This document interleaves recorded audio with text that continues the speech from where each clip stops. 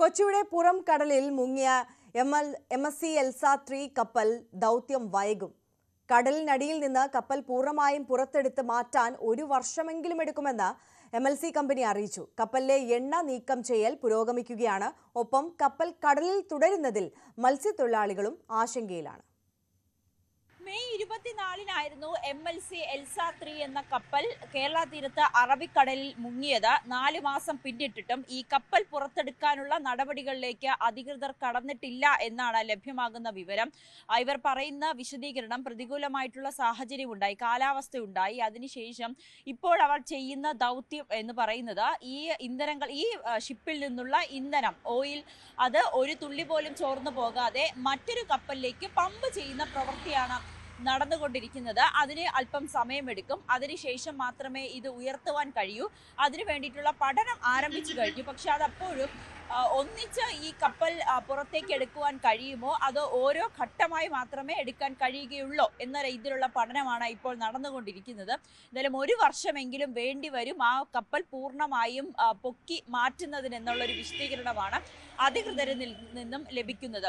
പക്ഷെ അപ്പോഴും ആശങ്കയിലായിരിക്കുന്നത് മത്സ്യത്തൊഴിലാളികളാണ്. അവരെ സംബന്ധിച്ച് ഈ ട്രോളിംഗ് നിരോധനമൊക്കെ കഴിഞ്ഞതിന് ശേഷം പുറംകടലിലേക്ക് പോകുന്നതിന് വേണ്ടോ മത്സ്യബന്ധനത്തിന് വേണ്ടിയിട്ടൊക്കെ പോകുമ്പോൾ ഇവരുടെ വല കീറുന്ന സാഹചര്യങ്ങളിലേക്ക് മാറുകയാണ്. അതോടൊപ്പം തന്നെ ഈ കപ്പലുള്ളതിൻ്റെ പരിസര പ്രദേശങ്ങളിലേക്കൊന്നും തന്നെ ഇപ്പോഴും ഈ മത്സ്യത്തൊഴിലാളികളെ അടുപ്പിക്കുന്നില്ല എന്നൊരു പരാതി കൂടി അവർ ഉയർത്തുന്നുണ്ട്.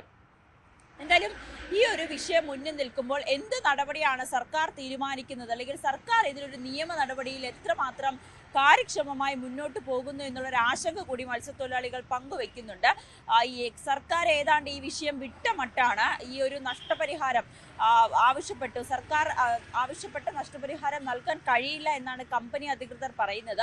തങ്ങൾക്ക് 13 കോടി മാത്രമേ അനുവദിക്കാൻ കഴിയുകയുള്ളൂ എന്നുള്ളൊരു വിശദീകരണമാണ് കപ്പൽ അധികൃതരിൽ നിന്നും ലഭ്യമാക്കുന്നത്.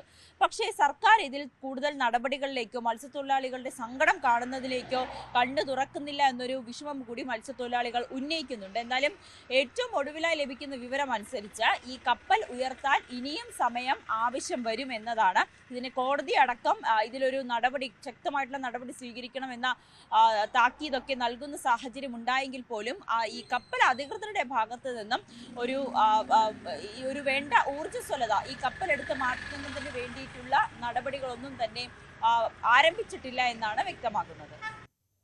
നവമി ദിനേശിന്റെ റിപ്പോർട്ടാണ് കണ്ടത്. മൈക്രോ ഫിനാൻസ് തട്ടിപ്പ് കേസിൽ അന്വേഷണ ഉദ്യോഗസ്ഥനെ മാറ്റണമെന്ന സർക്കാരിന്റെ ആവശ്യം ഹൈക്കോടതി തള്ളി. SPS ശശിധരൻ കേസിൽ തുടരും. സാമ്പത്തിക തട്ടിപ്പ് കേസുകളിലാണ് വെള്ളാപ്പള്ളി നടേശനെതിരെ അന്വേഷണം. ശശിധരന് അന്വേഷണം പൂർത്തിയാക്കാമെന്ന് കോടതി വിധിച്ചു. പാലിയേക്കരയിലെ ടോൾ പിരിവ് മരവിപ്പിച്ച ഉത്തരവ് ഹൈക്കോടതി നാളെ വരെ നീട്ടി. ഇടപ്പള്ളി മണ്ണൂത്തി ദേശീയപാതയിലെ ഗതാഗത കുരുക്ക് ഭാഗികമായി പരിഹരിച്ചുവെന്ന് ജില്ലാ കളക്ടർ കോടതിയിൽ റിപ്പോർട്ട് സമർപ്പിച്ചു. പ്രശ്നങ്ങളുണ്ടായ 18 ഇടങ്ങൾ പരിശോധിച്ച് 13 ഇടങ്ങളിലെ പ്രതിസന്ധി പരിഹരിച്ചതായാണ് റിപ്പോർട്ട്. ബാക്കി ഇടങ്ങളിൽ നിർമ്മാണ പ്രവൃത്തികൾ പുരോഗമിക്കുന്നുവെന്നും കളക്ടർ കോടതിയെ അറിയിച്ചു. റിപ്പോർട്ട് പരിശോധിച്ച ശേഷം ഹർജി നാളെ വീണ്ടും ഹൈക്കോടതി പരിഗണിക്കും. കൊട്ടാരക്കര ഉമ്മന്നൂരിൽ കിണറ്റിൽ വീണ് 3 വയസ്സുകാരൻ മരിച്ചു.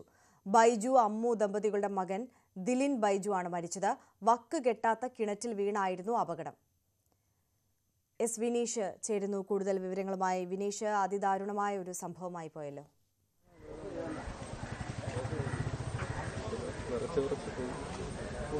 ആര്യ, അതിദാരുണമായ സംഭവമാണ് കൊട്ടാരക്കര ഉമ്മന്നൂരിൽ ഉണ്ടായത്. പിണറ്റിൻമൂട് എന്ന സ്ഥലത്താണ് നമ്മളുള്ളത്. നമുക്ക് ദൃശ്യങ്ങൾ കാണാൻ നമ്മുടെ പിന്നിൽ കാണുന്ന ഈ വീട്ടിലാണ് ഇത്തരത്തിലുള്ളൊരു സംഭവം ഉണ്ടായത്. വീടിന് സമീപത്തായിരുന്നു കിണറുള്ളത്. കിണറിൻ്റെ വക്ക് പൂർണ്ണമായും കെട്ടിയില്ലായിരുന്നു. അതായത് ചെറിയ രീതിയിൽ മാത്രമേ വക്ക് കെട്ടിയിട്ടുള്ളായിരുന്നു. ഈ വക്ക് അതാവാം ഒരുപക്ഷെ ഈ ഒരു അപകടത്തിലേക്ക് നയിച്ചത്. കുഞ്ഞ് വീട്ടിനുള്ളിൽ നിന്നും കളിച്ചിട്ട് പുറത്തേക്ക് ഇറങ്ങിയ സമയത്തായിരുന്നു കളിക്കുന്നതിനിടയിൽ കിണറ്റിൽ വീഴുകയായിരുന്നു. കുട്ടിയെ കാണാതായതോടുകൂടി മാതാവ് വന്ന് നോക്കിയപ്പോഴാണ് കുട്ടി കിണറ്റിനുള്ളിൽ വീണ് കിടക്കുന്നത് കണ്ടത്. ഉടൻ തന്നെ നാട്ടുകാരെ വിവരം അറിയിക്കുകയായിരുന്നു. നാട്ടുകാരും ഫയർഫോഴ്സും ചേർന്നാണ് കുട്ടിയെ പുറത്തെടുത്തത്. കൊട്ടാരക്കര താലൂക്ക് ആശുപത്രിയിൽ എത്തിച്ചുവെങ്കിലും കുഞ്ഞിൻ്റെ ജീവൻ രക്ഷിക്കാനായില്ല എന്നുള്ള വളരെ ദുഃഖകരമായ ഒരു വാർത്തയാണ്. ഈ നാടിനെ വലിയ രീതിയിൽ നൊമ്പരപ്പെടുത്തിയ ഒരു സാഹചര്യമാണ് ഉള്ളത്. ഇപ്പോൾ കുട്ടിയുടെ മൃതശരീരം കൊട്ടാരക്കര താലൂക്ക് ആശുപത്രി മോർച്ചറിയിലാണ് സൂക്ഷിച്ചിരിക്കുന്നത്. കുട്ടിയുടെ പിതാവ് വിദേശത്താണ്. കുട്ടിയുടെ പിതാവ് വന്നതിന് ശേഷമായിരിക്കും മറ്റ് നടപടിയിലേക്കൊക്കെ നീങ്ങുക. എന്തായാലും അതിദാരുണമായ ഒരു സാഹചര്യമാണ് ഇപ്പോൾ ഉള്ളത്. എന്തായാലും ഈ കുട്ടിയുടെ ഒരു വിയോഗം വലിയ രീതിയിൽ ഇവിടെ താങ്ങാൻ കഴിയാത്തതിനപ്പുറം, അതായത് കുട്ടിയുടെ കൂടെ പഠിക്കുന്ന അവരെല്ലാം തന്നെ, സഹപാഠികളെല്ലാം തന്നെ ഇവിടെ എത്തിയിട്ടുണ്ട്, നാട്ടുകാരെല്ലാം തന്നെ എത്തിയിട്ടുണ്ട്. എന്തായാലും നമുക്ക് ഇവിടെ നിന്നും പറഞ്ഞറിയിക്കാൻ കഴിയാത്തൊരു ദുഃഖമാണ് നിലവിൽ ഉള്ളത്. ആര്യ, തീർച്ചയായും എസ് വിനീഷാണ് കൊട്ടാരക്കരയിൽ നിന്ന് നമുക്കൊപ്പം ചേർന്നത്. 3 വയസ്സുകാരനാണ് വീട്ടിലെ കിണറ്റിൽ വീണ് മരിച്ചത്. അതിദാരുണമായ ഈ സംഭവം കൊട്ടാരക്കര ഉമ്മന്നൂരിലാണ്. സംസ്ഥാനത്തെ വിവിധ ജില്ലകളിൽ വിസ വാഗ്ദാനം ചെയ്ത് ലക്ഷങ്ങളുടെ തട്ടിപ്പ് നടത്തിയ പ്രതി പിടിയിൽ. തൃശൂർ അഷ്ടമിച്ചിറ സ്വദേശി ഗൗതം കൃഷ്ണ PB യാണ് ഹോസ്ദുർഗ് പോലീസ് ബംഗളൂരുവിൽ നിന്ന് പിടികൂടിയത്. ജർമ്മനിയിലേക്ക് വിസ വാഗ്ദാനം ചെയ്ത് സംസ്ഥാനത്തിന്റെ വിവിധ ഭാഗങ്ങളിലെ 30ഓളം പേരിൽ നിന്ന് ഇയാൾ 60 ലക്ഷത്തോളം രൂപ തട്ടിയെടുത്തെന്നാണ് പരാതി. തീർത്ഥയാത്ര കഴിഞ്ഞ് മടങ്ങിയ കാർ മരത്തിലിടിച്ച അപകടം. തിരുവനന്തപുരം വെമ്പായം കൊപ്പം ഹാപ്പി ലാൻഡിന് സമീപം കോട്ടൂർ സ്വദേശികൾ സഞ്ചരിച്ച വാഹനമാണ് ഇന്ന് പുലർച്ചെ 5:30 അപകടത്തിൽപ്പെട്ടത്. ഡ്രൈവർ ഉറങ്ങിയതാകാം അപകട കാരണമെന്നാണ് നിഗമനം. വാഹനത്തിൽ ഒരു കുട്ടി ഉൾപ്പെടെ 5 പേർ ഉണ്ടായിരുന്നു. ഇവരെ ആശുപത്രിയിലേക്ക് മാറ്റി.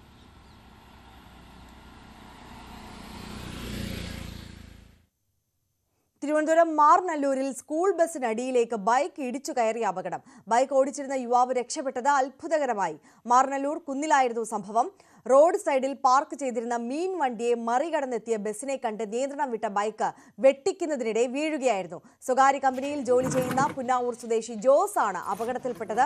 പരിക്കേറ്റ ജോസിനെ ആശുപത്രിയിലേക്ക് മാറ്റി.